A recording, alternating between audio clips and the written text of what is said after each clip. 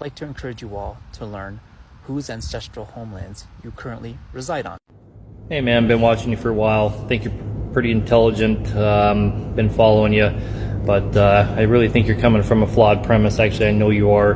The premise is this idea that I own all I see. Okay, so let's take for instance, one of the most afflictive native peoples would be your Lakota Indians, the Dakota Indians.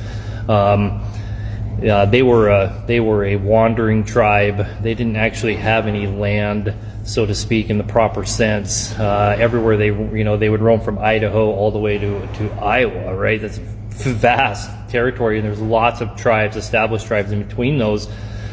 And so as they're walking along, what part of all they see did they own, right?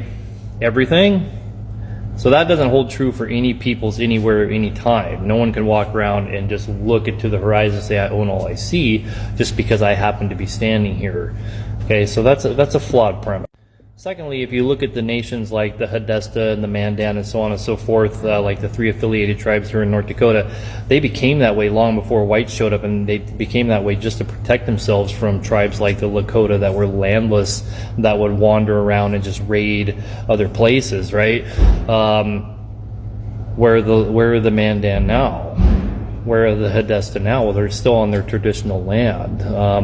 Most Indians, I mean, look at Alaska, for example. Most Indians that weren't nomadic, that were established, still have their lands to this day. Do all of them? No.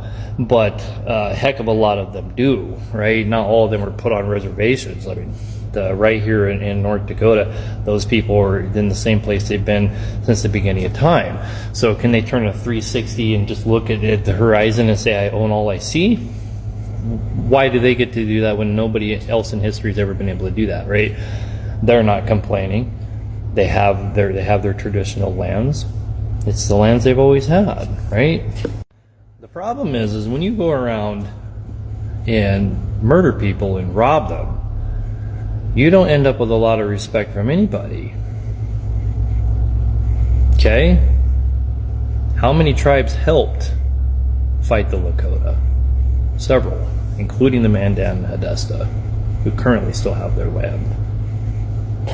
Other great examples of this would be your Iroquois nation, right? Your Iroquois Confederacy, the 13 colonies absolutely respected the Confederacy's property rights and their boundaries. It wasn't until the Revolutionary War, when the Iroquois decided to side with the British and massacre whites up and down the frontier, that they retaliated, and they exterminated them off the face of the earth. That's what happens when you're an asshole.